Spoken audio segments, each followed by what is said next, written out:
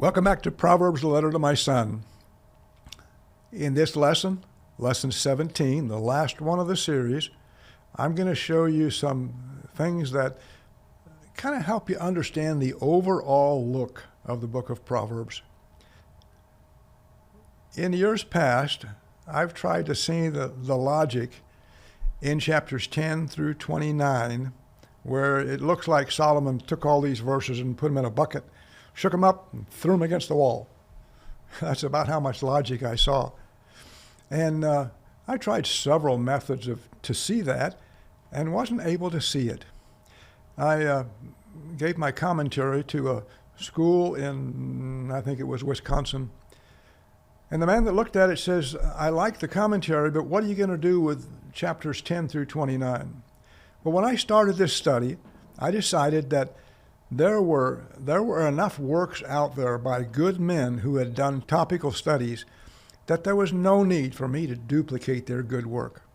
There's just, whatever, I would have learned a bunch, but there was no real benefit in it.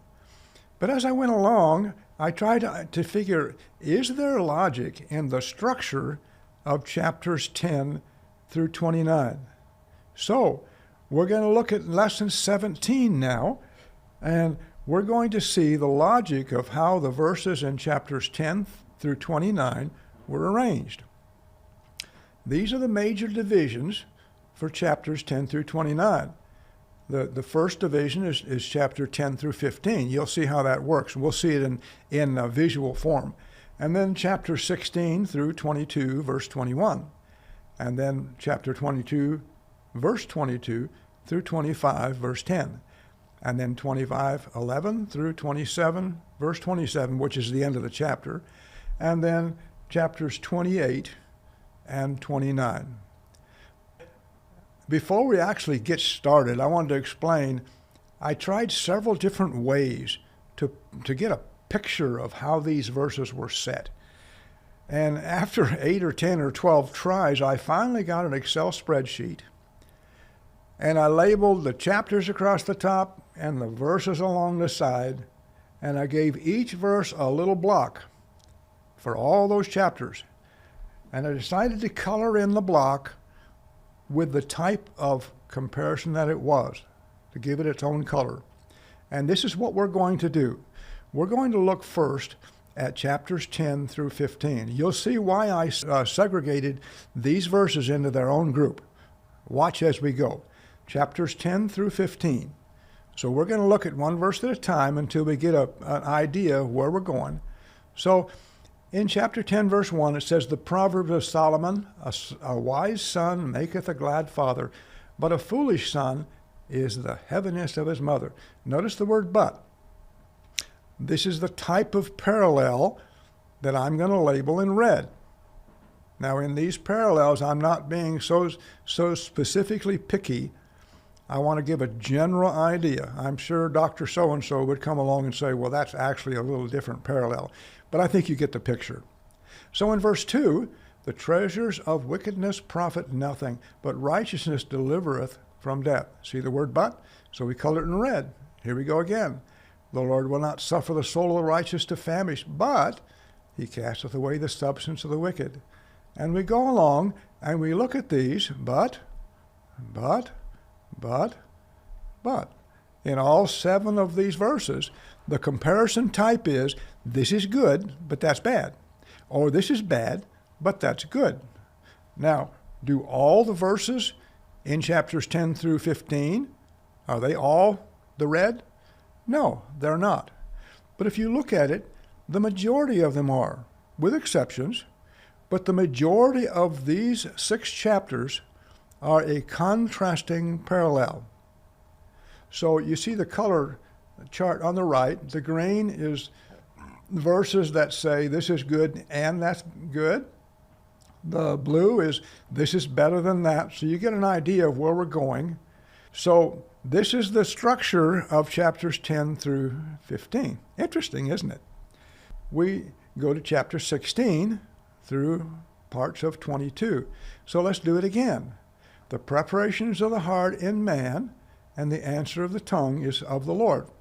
Now, I didn't color the block in on purpose. Why? because this is a confusing verse in the English. I believe it was translated wrong, and let me show you why.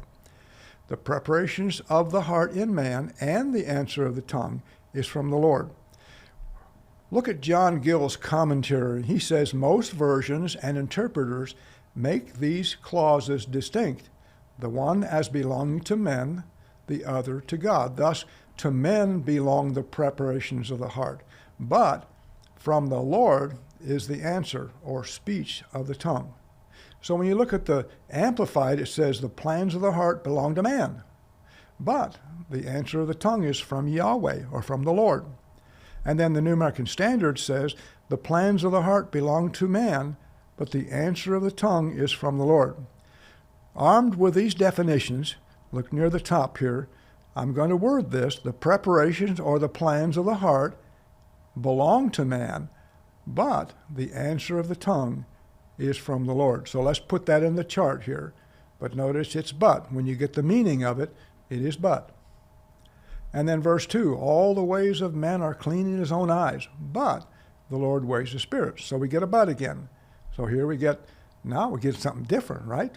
Commit thy works unto the Lord, and thy thoughts shall be established. So here's the and in the green. And then the Lord hath made all things for himself, yea, even the wicked for the day of evil. So here's a continual thought. You'll see that in the legend when we get to the picture of this section. And then here's another continual thought. Everyone that is proud in heart is an abomination unto the Lord. Though hand join in hand, he shall not be unpunished. They just all continue on. Okay, here's another and. By mercy and truth, iniquity is purged, and by the fear of the Lord, men depart from evil. And now down here, another continual thought. When a man's ways please the Lord, he maketh even his enemies to be at peace with him. So if we continue on through this section, this is what sections 16 through 22 would look like. You see on the chart there, the legend, the purple is the continual thought. So you see mostly continual verses, a good portion of the verses in green, and a good portion in purple, with others just kind of intermingled. So the parallel type is somewhat different, but it may be teaching some of the same stuff as we saw in the previous one. So let's put it together with that one, so you see how the difference as we move into the next section.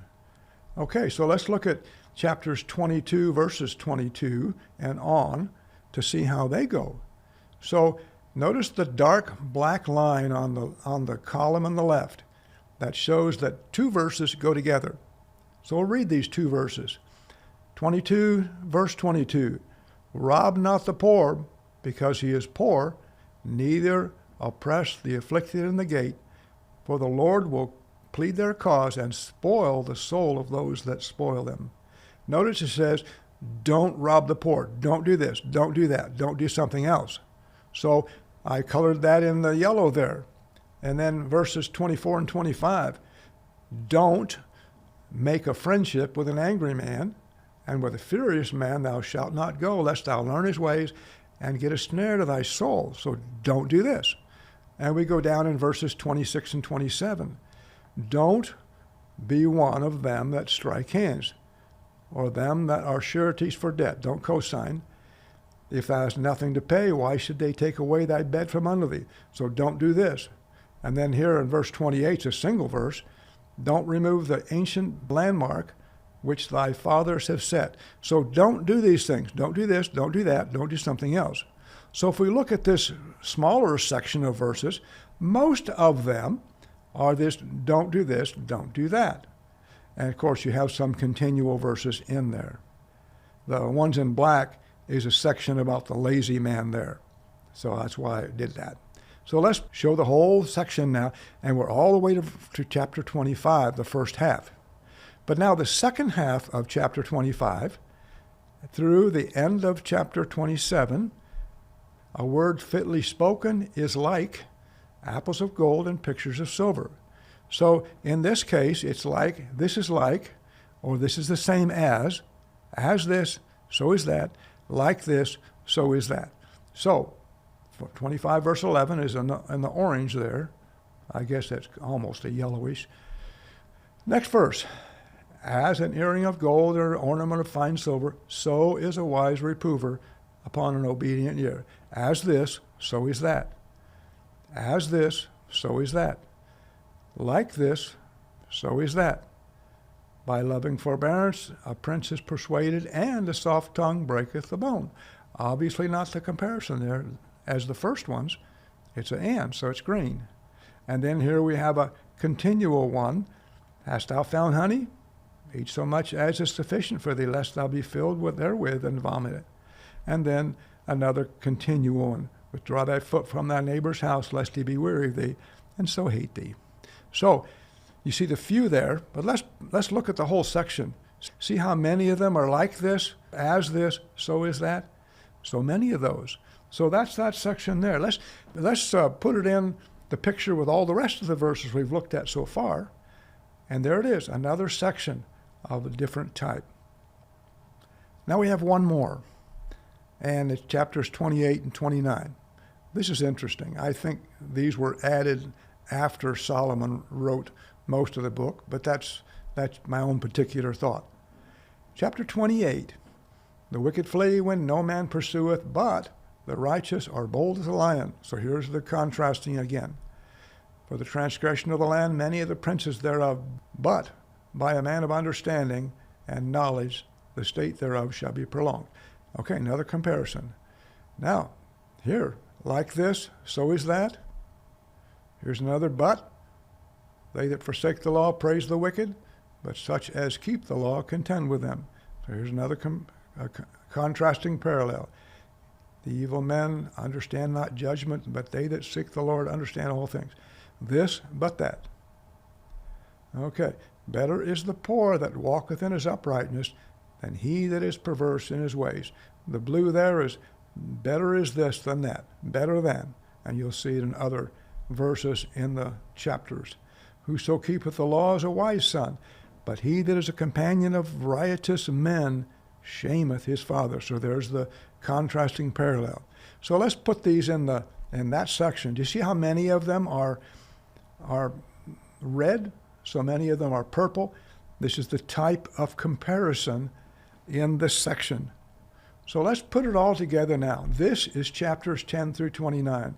And you can see how these different presentations of logic are given, but yet in some cases they teach the same thing. Let me show you something here. I'm going to give you a little bit of a teaser and allow you to go look for more. In Proverbs 22:13, it says, the slothful man saith, there is a lion without, I shall be slain in the streets. He better stay in bed so he doesn't get hurt. This is his excuse. So this is in chapter 22, verse 13. And then in chapter 26, the slothful man says, there's a lion in the way, a lion is in the streets. So two different segments of parallel types have taught the same thing. Now, I give this to you so that kind of a teaser to see if you would go and find out what other verses teach the same thing from these different sections of Proverbs. I think this is beautiful. I saw this and I thought, wow, that is pretty. It took a long time to find it because I finally had to do this coloring of the text, and it worked. So I give this to you, and I hope that you'll find it a help. I know it's not a real blessing as such, but it's good to see. Now, this is the end of our series in Proverbs. I hope you've learned a bunch. I hope it'll help you. It'll help you understand what the text is saying and hopefully understand how to live it. I offer this to you as my gift to the Lord that will live longer than me.